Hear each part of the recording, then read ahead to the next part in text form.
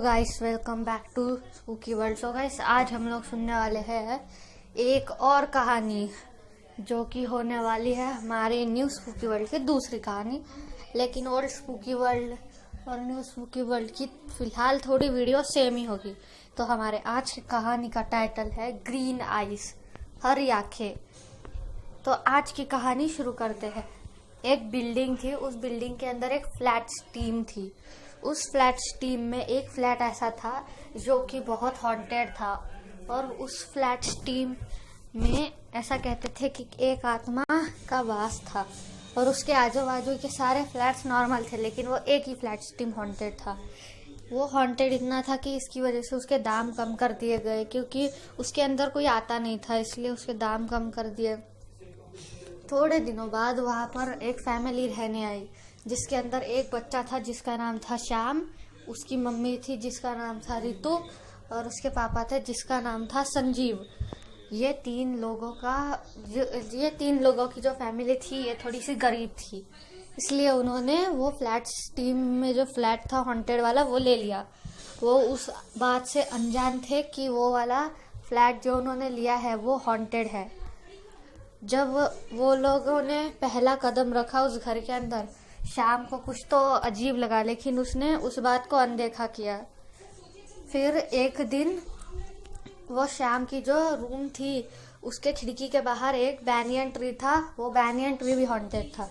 एक दिन शाम वेट कर रहा था उसके पापा का घर आने का ऑफिस से, तो बाहर देखा उसने, जैसे वेट करते करते उसके सामने एक बैनियन ट्री दिखा।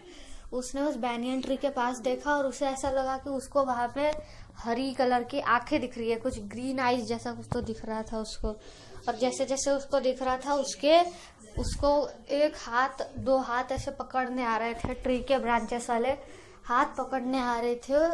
वो हाथ उसको लेने आ रहे थे, उसको पकड़ने आ रहे थे, लेकिन तभी उसने खिड़की बंद कर दी और वो ऐसे एक सदमे में पहुंच गया। उसके पापा घर आने के बाद उसके मम्मी ने उसको आवाजें लगाई खाना खाने के लिए, लेकिन उसने कोई जवाब नहीं दिया। फिर उसकी मम्मी उसके कमरे में आई उसको कहने के लिए कि खाना खाने आ जाओ। फिर उसके बाद वो खाना खाया और फिर वो विदाउट एक्साइटमेंट में सो गया। उसके मम्मी पापा को बहुत ही अजीब लगा। दूसरे दिन संडे होने की वजह से वो सुबह उठ के तैयार होके जल्दी से खेलने चला गया उसके दोस्तों के साथ।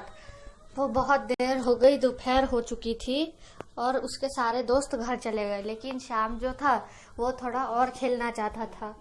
उसके पहले ही दिन में इतने सारे दोस्त हो गए थे, लेकिन बाकी सारे दोस्त चले गए घर पे, और वो सोसाइटी एक्सप्लोर कर रहा था उसकी। तभी उसको वो बैनियन ट्री दिखा और उसकी लेस वहां पे निकल गई।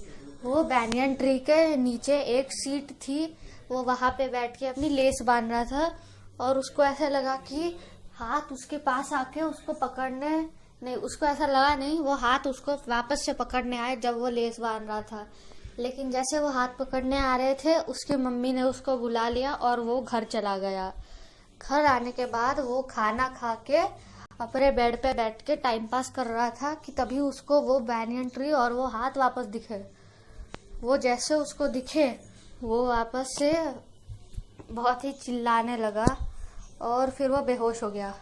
उसकी जैसे नजर वो जैसे उठा, उसको उसके सामने उसके मम्मी पापा दिखे, और उसके मम्मी पापा को भी सोचा कि डिहाइड्रेशन की वजह से शायद इसको चक्कर आ गई होंगी और वो बेहोश हो गया होगा। फिर रात हुई, शाम खाना खा के वापस से सोने चला गया। फिर जब रात हुई तो वो सो चुका था और उसकी मम्मी उसको देखने आई कि शाम सो रहा है कि टाइम पास करे जा रहा है। फिर उसके मम्मी ने देखा कि उसे दो हरी आंखें देख रहे हैं और ट्री के जो ब्रांचेस है वो उसे पकड़ने आ रहे हैं और ट्री के हाथ उसको पकड़ने आ रहे हैं। उसके मम्मी को ऐसा दिखा, उसके मम्मी ने सोचा कि जल्दी से इसको चद्दर उड़ा लेती हूँ और फिर सोने चलती हूँ। वो हाथ देख के बहुत डर गई फिर वो जल्दी से अपने कमरे में गई। दूसरे दिन उसने शाम के पापा से इसकी चर्चा की कि उसको भी वो हाथ दिखे थे, जिसकी वजह से ही शायद उनका बेटा जो था वो इतना अलग बिहेव कर रहा था नए घर में आके। उसने उसके पापा से बहुत बात की इस बारे में, लेकिन उसके पापा नहीं माने और वो ऑफिस चले गए। फिर एक दिन जब वो तीनों लोग सो रहे थे, श्याम के पापा की नींद खुली और वो खिड़की से बाहर देखने लगे। उनको ठंडी हवा चल रही थी तो वो खिड़की के पास चले गए देखने के लिए। वो खिड़की से बाहर देख ही रहे थे कि तभी उनको वो बैनियन ट्री दिखा, जो कि श्याम के कमरे के एकदम सामने था। उनके कमरे के खिड़की से वो नहीं दिखता था, लेकिन श्याम के कमरे के खिड़की से दिखता था। तो तभी उनको वो बैनियन ट्री दिखा, जिसके अंदर दो हरी हरी आंखें थे और वो श्याम को ही देखे जा रहे थे, उसके कमरे में ही देखे जा रहे थे। और दो हाथ आए और श्याम को पकड़ने के लिए जा रहे थे। तभी श्याम के पापा ने उस बैनियन ट्री की आंखों में देखा और फिर वो बैनियन ट्री ने भी उनको देखा, उसके आंखों ने उसको देखा। और फिर एक सेकंड के लिए तो दोनों एक दूसरे को देख रहे थे और फिर थोड़ी देर बाद वो आंखें गायब हो गए। फिर श्याम के पापा को लगा कि वहम वगैरह होगा मेरा। जैसे ही वो पलटा, वो आंखें उनके सामने थे, वो आंखों के आर पार एक चेहरा बन रहा था और वो हंस रहे थे। उसके पापा बहुत डर गए। अगले दिन ना उसकी मम्मी ने उसको स्कूल भेजा और ना उसके पापा ऑफिस गए। उन लोगों ने आजू बाजू के नेबर से पता किया कि क्या है इस सोसाइटी का राज।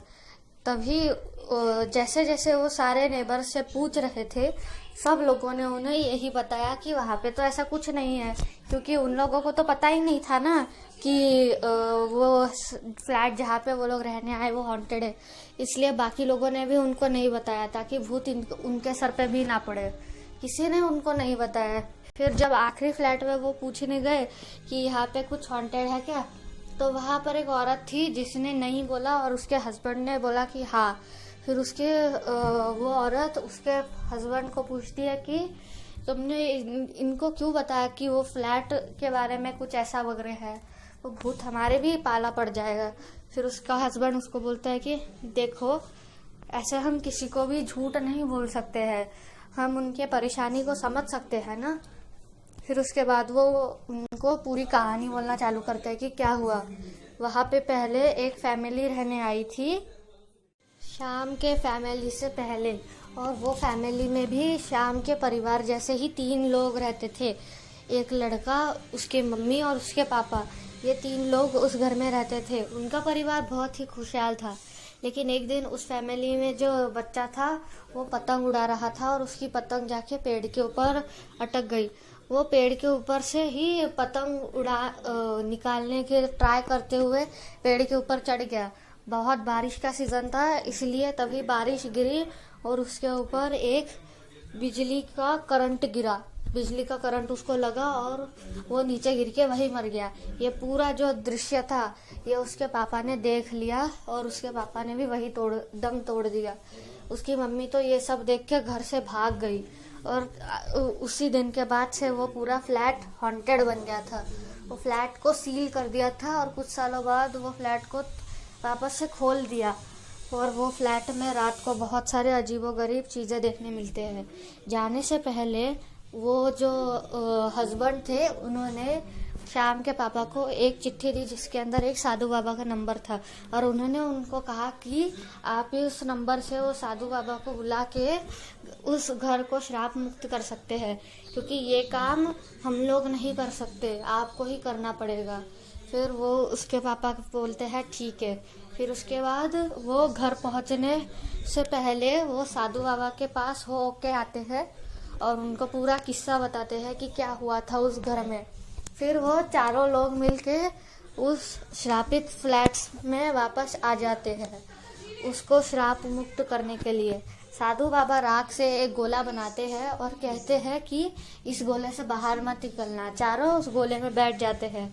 फिर थोड़ी देर बाद में बहुत ही पाठ पूजा करने के बाद साधु बाबा उस आत्मा को बुला लेते हैं, और वो आत्मा का आने का एक ही साइन था, हरी आंखें दिखना और पेड़ से हाथ आना। वो हाथ शाम को वापस से पकड़ने आते हैं, लेकिन वो राख का गोला पार नहीं कर पाते हैं। फिर जैसे ही वो अंदर आता है खिड़की तोड़ के हाथ, तभी साधु बाबा उसको कैद कर लेते हैं और कहते हैं कि मैं इसे गंगा में डालने जा रहा हूँ। इस बॉटल को जब तक मैं डालने नहीं जाता तुम कल तक इस धागे को मत निकालना। साधु बाबा वो शाम के हाथ में एक धागा बांध देते हैं और उसके पापा के हाथ में और उसके मम्मी के हाथ में एक धागा बांध देते हैं और फिर वो वहाँ से चले जाते हैं। दूसरे दिन गंगा नदी में उसको डालने के बाद तीनों लोगों को साधु बाबा बोलते हैं कि अब आप ये धागा निकाल सकते हो, और उनको तभी धागा निकालना पड़ता है। धागा निकालने के बाद उनका घर श्राप मुक्त हो जाता है और तीनों लोग वापस से उस घर में खुशी खुशी रहने लग जाते हैं। तो आज की कहानी यहीं पे ख़त्म हो चुकी है। आई होप आपको स्टोरी अच्छी लगी होंगी। अगर अच्छी लगी तो वीडियो को लाइक शेयर सब्सक्राइब ज़रूर करना, और अगर आप चाहते हो तो आप एक कमेंट भी छोड़ सकते हो मेरे लिए, जिन जिन लोगों को भी कुछ पूछना होगा, इसलिए कोई भी क्वेश्चन मेरे लिए कमेंट में छोड़ सकते हो। तो मिलते हैं अगले एक अच्छे वीडियो में, तब तक के लिए बाय।